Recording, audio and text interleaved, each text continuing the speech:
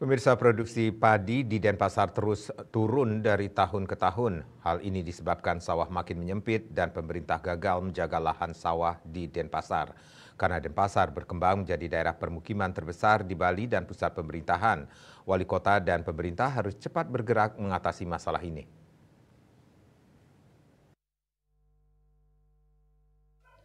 Berdasarkan data BPS Bali yang disampaikan PLH Kepala BPS Bali Kade Agus Wirawan, luas panen padi Denpasar 2024 turun dibandingkan 2023, yaitu dari 3.611 hektar menjadi 3.464 hektar.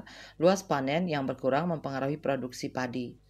Tahun 2024 produksi padi di Denpasar hanya 23.588 ton gabah kering giling GKG dari 23.904 ton GKG pada 2023. Pada 2025 periode panen Januari-April, luas panen padi Denpasar juga diprediksi menurun.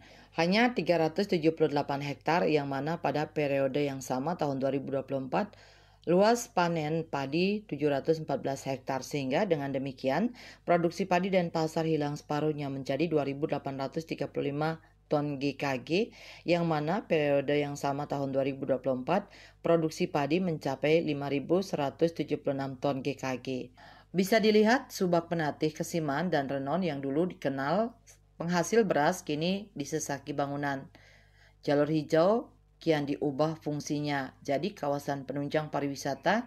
Apa yang harus dilakukan Kota Denpasar? Pengamat pertanian Bali yang juga Rektor Dwi Chandra University, Profesor Gede Sedane, Kamis 6 Maret 2025 mengungkapkan, alih fungsi lahan sawah harus selalu menjadi perhatian yang utama dalam menjaga produksi pangan beras.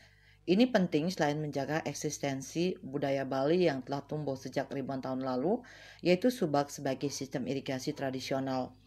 Regulasi yang diperlukan adalah pengendalian alih fungsi lahan seperti penguatan implementasi regulasi tentang perlindungan lahan pertanian pangan yang berkelanjutan dan lahan sawah yang dilindungi. Dalam upaya untuk memperkuat regulasi tersebut, diperlukan adanya insentif kepada subak dan para petani agar tetap memiliki motivasi kepada mereka untuk tetap mengelola usaha tani di lahan sawahnya. Insentif yang disediakan pada level dari hulu sampai ke hilir seperti penyediaan sarana produksi dan alat atau mesin pertanian, teknologi budidaya yang benar dan pasca panen tidak hanya dilakukan oleh pemerintah tetapi juga oleh stakeholder lainnya yaitu industri hulu, industri hilir, dan pihak swasta termasuk perguruan tinggi. Pada bagian lain, Denpasar dikatakan Gede Sedane sangat memerlukan intensifikasi pertanian melalui teknologi dan juga mewujudkan pertanian organik. Jenis pertanian ini menghasilkan produk berkualitas sangat diperlukan oleh konsumen, terutama yang didistribusikan melalui hotel, restoran, dan supermarket. Swece melaporkan.